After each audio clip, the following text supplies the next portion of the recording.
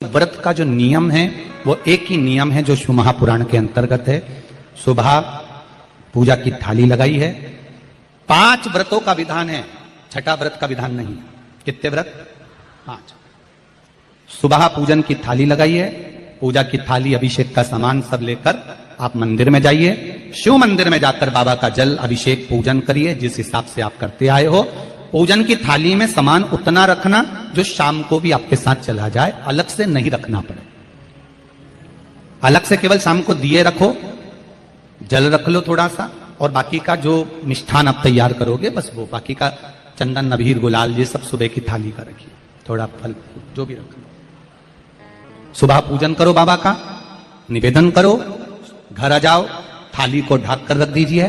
शाम को जब जाओ कोई प्रसाद उतना ही बनाओ जितना भगवान के लिए बना रही हो। ये नहीं कि खीर ज्यादा बना ली तो आधी हम यहां ले जाएं और आधी घर के लिए छोड़ दें, नहीं, उतना ही बनाओ जितना भगवान के लिए जाएगा, जिसमें से 3 हिस्से हों। एक पात्र में भरकर ले जाओ, दोने ले जाओ, कटोरी ले जाओ, प्लेट ले जाओ, जो तुम्हारी मर्जी पड़े, कागज ले जाओ, जो तुम्हारा मन पड़े वो ले जाओ। 6 दिए लेकर जाओ, बाबा के मंदिर में जाकर पूजन अर्चना करो। शाम को अभिषेक नहीं करना है, केवल छींटा देना है। थोड़ा सा जल जो बचा हुआ है उसमें से थोड़ा थोड़ा छींटा देकर, जल का थोड़ा सा छींटा देकर पूजन आदि कर कर, जैसी पूजन सुबह करी वैसे ही भाव से पूजन करो। 5 दिए थाली में से नीचे रख दो, छठवा दिया भी नीचे उतार दो थाली में से। 5 दिए लगाना जब प्रसाद के 3 हिस्से पूरे कर दो, प्रसाद के 3 हिस्से रख दो नीचे, फिर दिए लगा दो 5। एक दिया उठाकर जिसको जलाया नहीं है वापिस अपनी थाली में रख दो। 5 दिए प्रज्वलित कर कर बाबा को निवेदन कर दो, बाबा आज मेरा पहला पशुपति व्रत है, इसको स्वीकार करना। दिल से बाबा इस कार्य के लिए मैंने करा है, इसको स्वीकार कर लेना। बहुत सुना बाबा पशुपति व्रत में कर रही हूं, मैं भी पूर्व में ना जाने कितनी योनियां ली होंगी, कौन सा मैंने बेकार कर्म करा होगा जो आज मुझे दुख भोगना पड़ रहा। इस दुख को आप मिटा सकते हो क्योंकि आपका नाम पशुपति नाथ है। आप इसको मिटाइए, विनय करो, बाबा से विनती करो।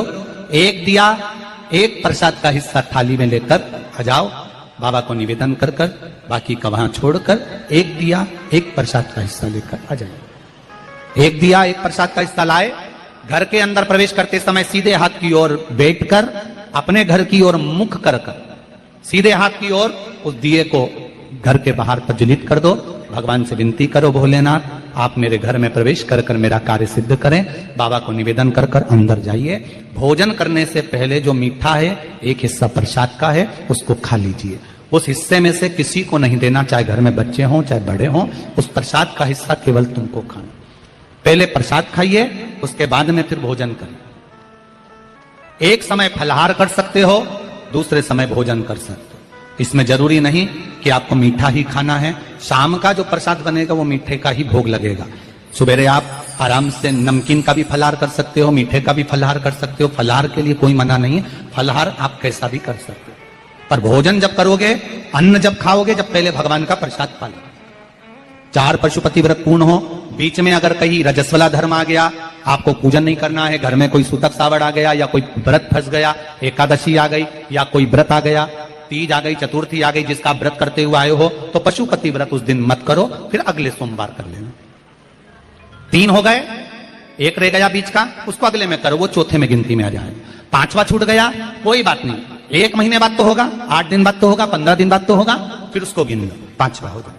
महाराज ऐसे 5वां व्रत जब आए, 5वें व्रत के दिन शाम को जब पूजन करने जाओ, एक श्रीफल, कुछ रुपए, 11 रुपए आदि जो भी है, नारियल पर रखकर बाबा को विनय कर कर, बाबा आज मेरा पशुपति व्रत पूर्ण हो रहा है, आपकी कृपा हो, मेरी झोली भरना बाबा, विनती करो। और वो श्रीफल रुपया रखकर 5 दिए लगाकर, एक दिया वापिस लेकर, एक हिस्सा प्रसाद का लाकर देहली पर अपने वही दिया लगाकर अंदर प्रवेश कर कर भोजन ग्रहण करो। बाबा को निवेदन कर लो। पशुपति व्रत का कोई उद्यापन नहीं है, पशुपति व्रत का एक ही उद्यापन है, जो श्रीफल और 11 रुपए आपने मंदिर में रखे हैं, वो उद्यापन के भाव से रखे हैं, भगवान को नमन कर कर रखे हैं।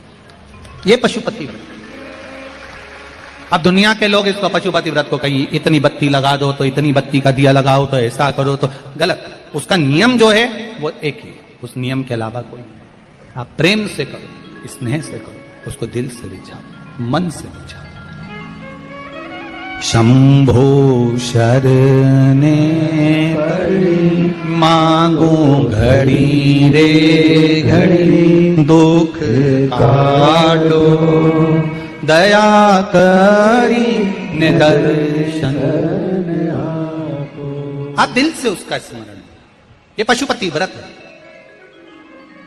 एक व्रत करने के बाद अगला जब व्रत करो तो थोड़ा रुक कर करना, एक साथ लगे लगाए व्रत ना करिएगा, थोड़ा रुक कर करिए, इंतजार करो 3 महीने का कि बाबा मेरी ऊपर कृपा जरूर करेगा।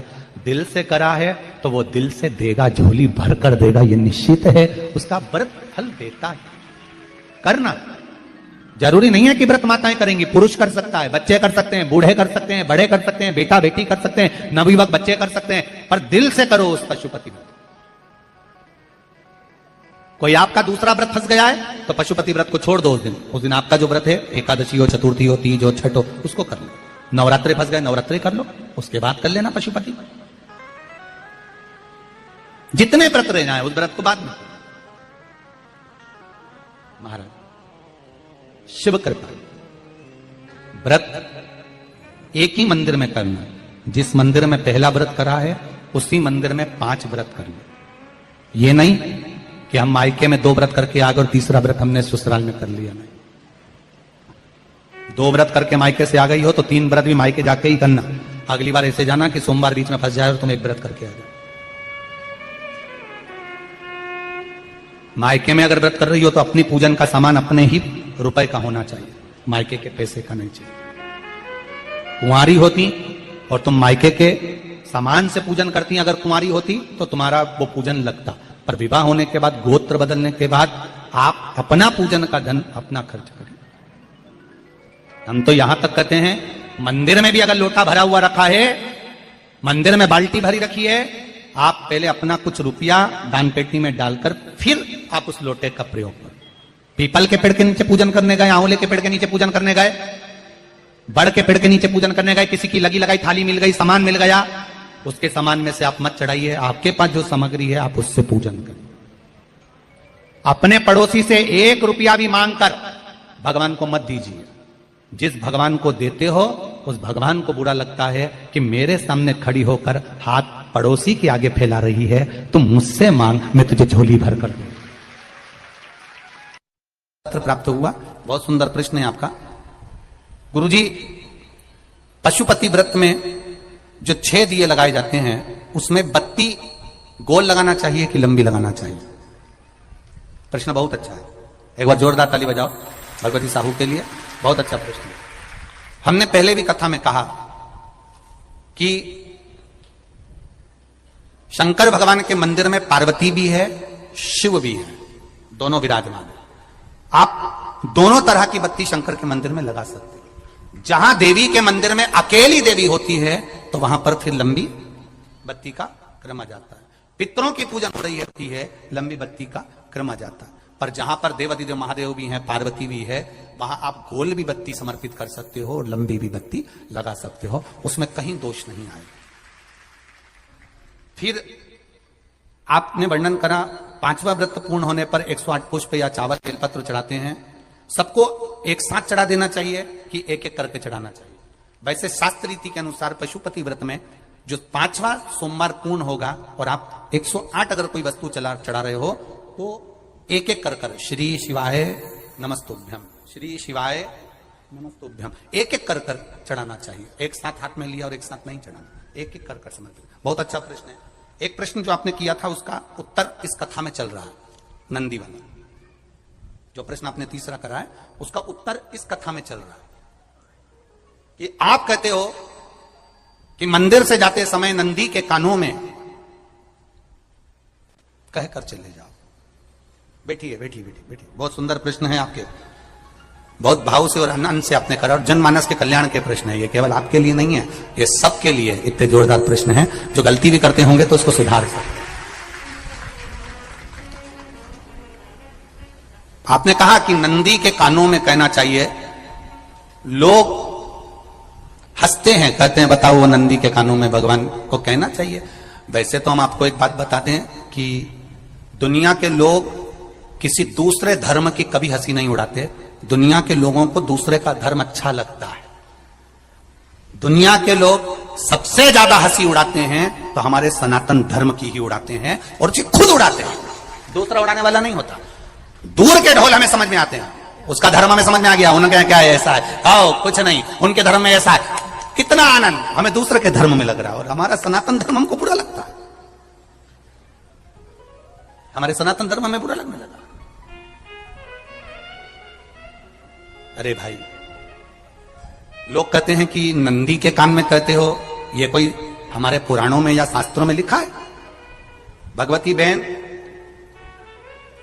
साहू, आपको धन्यवाद देना चाहूंगा और एक बात कहना चाहूंगा, जितनी भी शिव महापुराण के अंतर्गत चाहे उपाय जो बताए जाते हैं कि बेलपत्री ऐसे चढ़ाना, काली मिर्च ऐसे चढ़ाना, चावल ऐसे चढ़ाना, धतूरा का क्या महत्व है, शमी के पत्ते का क्या महत्व है, बेलपत्री के पत्ते का क्या महत्व है। श्री शिवाय नमस्तुभ्यम, ओम नमः शिवाय, हर हर महादेव।